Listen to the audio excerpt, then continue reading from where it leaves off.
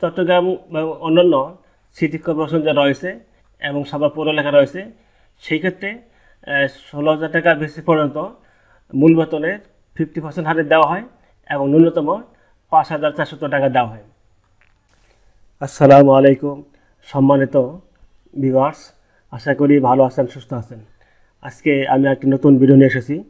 আজকের ভিডিওতে থাকছে সরকারি চাকরিজীবীদের বাড়ি ভাড়া, অর্থাৎ একজন সরকারি চাকরিজীবী কোন এলাকার জন্য কত টাকা বাড়ি ভাড়া পেয়ে থাকেন সেই বিষয়ে। সম্মানিত ভিউয়ার্স, একটি বিষয় মনে রাখতে হবে, বাড়ি ভাড়া কিন্তু কয়েকটি ক্যাটাগরিতে হয়ে থাকে। একটি হচ্ছে ঢাকা সিটি কর্পোরেশন এলাকা, এটি হচ্ছে চট্টগ্রাম, খুলনা, রাজশাহী, সিলেট, বরিশাল, রংপুর, নারায়ণগঞ্জ ও গাজীপুর সিটি কর্পোরেশন এবং সাভার পৌরসভা এলাকার জন্য। আর হচ্ছে অন্যান্য স্থানের জন্য।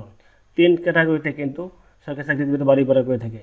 ঢাকা সিটি কর্পোরেশন এলাকার জন্য বেশি, আর এরপরে চট্টগ্রাম, খুলনা, রাজশাহী, সিলেট, বরিশাল, রংপুর, নারায়ণগঞ্জ, গাজীপুর সিটি কর্পোরেশন এবং সাভার পৌর এলাকার জন্য একটু কম এবং অন্যান্য স্থানের জন্য আরও কিছু কম। তাহলে দেখা যাক বিস্তারিতভাবে জেনে নেই।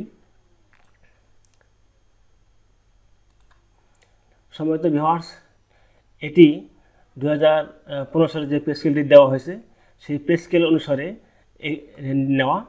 এখানে বলা আছে মূল বেতন। এখানে 3টি ক্যাটাগরি আমি যেটি বলেছি, এখানে 3টি ক্যাটাগরি।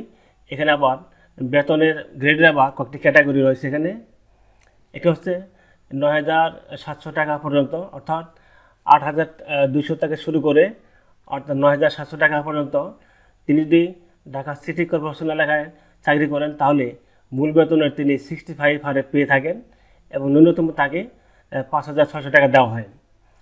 এবং যদি খুলনা, চট্টগ্রাম, রাজশাহী অর্থাৎ এই সমস্ত সিটি কর্পোরেশন এলাকায় চাকরি করে থাকেন তাহলে তাকে 9,700 টাকা পর্যন্ত হলে মূল বেতনের 55% হারে তাকে বাড়ি ভাড়া দেওয়া হয় এবং ন্যূনতম সেটি বাড়ি ভাড়া হচ্ছে 5,000 টাকা। এবং অন্যান্য স্থানের জন্য, অর্থাৎ নরমালি উপজেলায় যারা পর্যায়ে যারা চাকরি করেন এই জায়গাগুলো বাদ দিয়ে তাদের ক্ষেত্রে মূল বেতনের 50% হারে এবং ন্যূনতম 4,500 টাকা দেওয়া হয়। আবার 9,701 টাকা থেকে শুরু করে 16,000 টাকা পর্যন্ত যাদের বেসিক বা মূল বেতন, তাদের ঢাকা সিটি কর্পোরেশন এলাকার জন্য 60% হারে এবং ন্যূনতম 6,400 টাকা। এবং চট্টগ্রাম বা অন্যান্য সিটি কর্পোরেশন যা রয়েছে এবং সাভার পৌর এলাকা রয়েছে, সেই ক্ষেত্রে 16,000 টাকা বেসিক পর্যন্ত মূল বেতনের 50% হারে দেওয়া হয় এবং ন্যূনতম 5,400 টাকা দেওয়া হয়।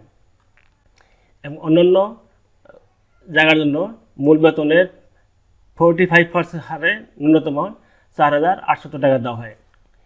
এবং 16,001 টাকা থেকে শুরু করে যাদের মূল বেতন 35,500 টাকা পর্যন্ত, তিনি ঢাকা সিটি কর্পোরেশন এলাকায় যদি চাকরি করেন তাহলে মূল বেতনের 55% হারে তাকে দেওয়া হয় এবং ন্যূনতম বাড়ি ভাড়া হচ্ছে 9,600 টাকা।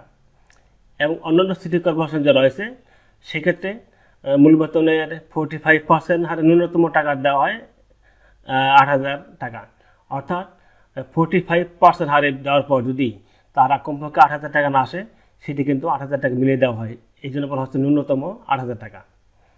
এবং অন্যান্য স্থানের জন্য 45% হারে বাড়ি ভাড়া দেওয়া হয় এবং ন্যূনতম 7,000 টাকা তিনি পেয়ে থাকেন।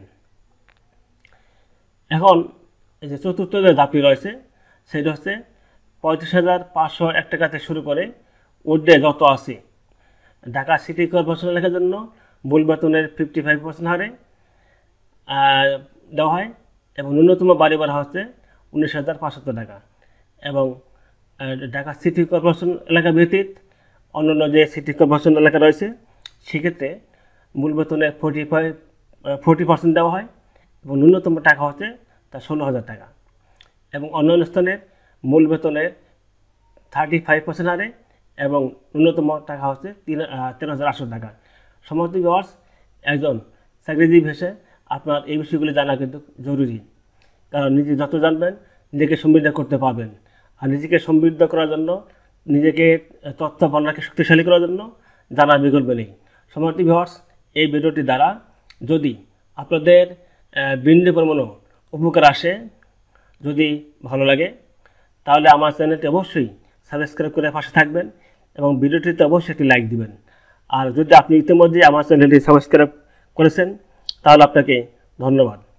আর এতক্ষণ যাবৎ ভিডিওটি দেখার জন্য আপনাকে অসংখ্য ধন্যবাদ।